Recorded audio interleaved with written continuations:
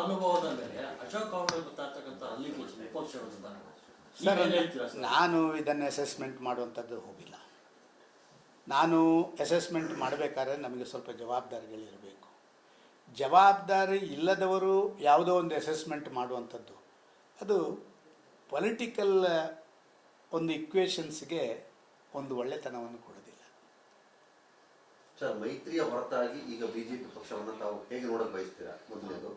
ಎರಡನೇದು, ಮೈತ್ರಿ ನಾಯಕರಿಗೆ ಹೆಚ್ಚಿನ ಮನ್ನಣೆ ಸಿಗ್ತಾ ಇದೆ ಅನ್ನುವಂಥದ್ದು ಪಕ್ಷದೊಳಗಡೆ ಕೂಡ ಕೇಳಿಬರ್ತಾ ಇದೆ. ಸರ್, ನಮ್ಮ ರಾಷ್ಟ್ರೀಯ ನಾಯಕರು ಇವತ್ತು ಸರ್ಕಾರ ನಮ್ಮದು NDA ಸರ್ಕಾರ, ಇವತ್ತು BJP ಸರ್ಕಾರ ಅಲ್ಲ. BJP ಅತ್ಯಂತ ಹೆಚ್ಚು ಸ್ಥಾನಗಳನ್ನು ಪಡ್ಕೊಂಡಂಥ ಒಂದು ಪಾರ್ಟಿ. ಆದ ಕಾರಣ NDAಯ ಸದಸ್ಯರು ಯಾರಿಗೂ ಗೌರವ ಬಂದರೂ ಕೂಡ ಅದರಲ್ಲಿ ಪಾಲು BJPಗಿದೆ ಅಂತ ನಾನು ಭಾವಿಸ್ತೇನೆ. ಆದರೆ ಆ ಗೌರವವನ್ನು ಸ್ವೀಕಾರ ಮಾಡುವಂಥದ್ದು, ಆ ಗೌರವವನ್ನು ಬೆಳೆಸುವಂಥದ್ದು, ಉಳಿಸುವಂಥದ್ದು ಅದೆಲ್ಲ ನಮ್ಮ ಕೈಯಲ್ಲಿದೆ. ಅದನ್ನು ನಾವು ಮಾಡಬೇಕಾಗಿದೆ. ಈಗ ವಿಪಕ್ಷ ನಾಯಕರ ವಿಚಾರದಲ್ಲಿ ಕರ್ನಾಟಕ ವಿಧಾನಸಭೆ ವಿಪಕ್ಷ ನಾಯಕರು ಬಗ್ಗೆ ಕಾಂಗ್ರೆಸ್ನ ಸರ್ಕಾರದ ಕಡೆಯಿಂದ ಸಚಿವರು, ಶಾಸಕರು ಕೂಡ ಒಂದು ರೀತಿ ಕ್ಯೂ ನಿಂತು ಬೈಯೋ ರೀತಿಯ ಪರಿಸ್ಥಿತಿ ಆಗಿದೆ. ಪಕ್ಷದಲ್ಲಿ ಅವರ ಬಗ್ಗೆ ಇರುವಂತಹ ಅಸಮಾಧಾನ ಬಹಿರಂಗವಾಗಿ ಯಾರು ಹೇಳ್ತಾ ಇಲ್ಲದಿದ್ರು ಕೂಡ ಆಂತರಿಕವಾಗಿ ಒಪ್ಕೊಳ್ತಾರೆ.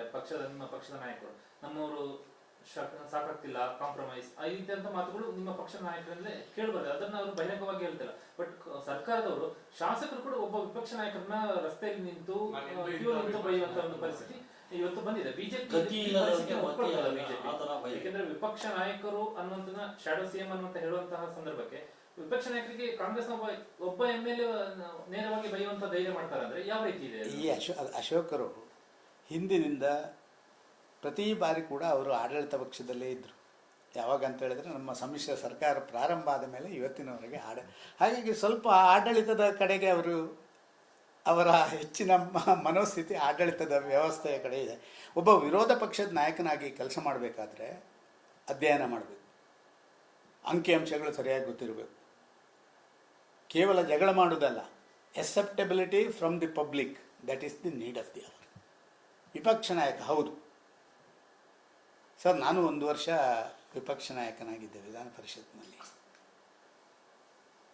ನಮ್ಮ ಶಂಕರಮೂರ್ತಿಯವರು ಸುಮಾರು 25 ವರ್ಷಕ್ಕಿಂತಲೂ ಹೆಚ್ಚು ಆಗಿ ಸ್ಪೀಕರ್ ಆಗಿ ಮಂತ್ರಿಗಳಾದವರು ಒಂದು ಮಾತು ಹೇಳಿದರು. ನಾನು ನನ್ನ ಇಡೀ ಅವಧಿಯಲ್ಲಿ ಒಬ್ಬ ಸಮರ್ಥ ವಿಪಕ್ಷ ನಾಯಕನಾಗಿ ವಿಧಾನಸಭೆಯಲ್ಲಿ ವಿಚಾರಗಳ ಆಧಾರಿತ ಪ್ರಸ್ತಾಪ ಮಾಡಿ, ನಿಮ್ಮ ಸಿದ್ದರಾಮಯ್ಯನವರು ನನ್ನಲ್ಲಿ ಕ್ಷಮೆ ಕೇಳಿದ್ದಾರೆ. ನಾನು ಬಜೆಟ್ ಮೇಲೆ ಚರ್ಚೆ ಮಾಡಿದಾಗ ಅಂಕಿಅಂಶಗಳನ್ನೆಲ್ಲ ಕೊಟ್ಟ ಮೇಲೆ ಅವರೇನು ಪರ್ಸೆಂಟೇಜ್ ಲೆಕ್ಕ ಹಾಕಿದರು. ನಾವು ಪರ್ಸೆಂಟೇಜ್ ಹೇಗೆ ಜಾಸ್ತಿ ಆಗುತ್ತೆ ಅಂತ ಹೇಳುವಂಥದ್ದನ್ನ ಹೇಳಿದೆವು. ಅವರು ಟೋಟಲ್ ಪ್ರತಿಯೊಂದು ಬಜೆಟ್ ಕೂಡ ಜಾಸ್ತಿ ಆಗುವಂಥದ್ದು ಬಜೆಟ್ ಸೈಜ್ಗಳು ಸ್ವಾಭಾವಿಕ. ಅವರ ಆ ಸೈಜಿನ ಮೇಲೆ ಹೋದರು. ನಾನು ಪರ್ಸೆಂಟೇಜ್ ನೆರೆಯ ತಮಿಳುನಾಡು, ಕೇರಳ ಎಲ್ಲವನ್ನು ಮಾಡಿದಾಗ ಕೊನೆಗೆ ಹೌದು ನೀವು ಹೇಳುವಂಥದ್ದು ಸರಿ ಇದೆ, ಆ ದೃಷ್ಟಿಯಲ್ಲಿ ನಿಮ್ಮ ಆರ್ಗ್ಯುಮೆಂಟ್ ಒಪ್ಪಿಕೊಳ್ತೇನೆ ಅಂತ ಹೇಳುವಂಥ ಮಾತನ್ನು ಹೇಳಿದರು ಶಂಕರಮೂರ್ತಿ. ಆದ ಕಾರಣ ಇದಕ್ಕೆ ಭಾರಿ ಅಧ್ಯಯನದ ಅಗತ್ಯ ಇದೆ. ಇಡೀ ದಿನನಿತ್ಯ ಓಡಾಟ ಮಾಡೋದರಿಂದ ಪಕ್ಷದ ನಾಯಕನಾಗಿ ಬೆಳವಣಿಗೆ ಆಗ್ಬೋದು, ವಿರೋಧ ಪಕ್ಷದ ನಾಯಕನಾಗಿ ಬೆಳವಣಿಗೆ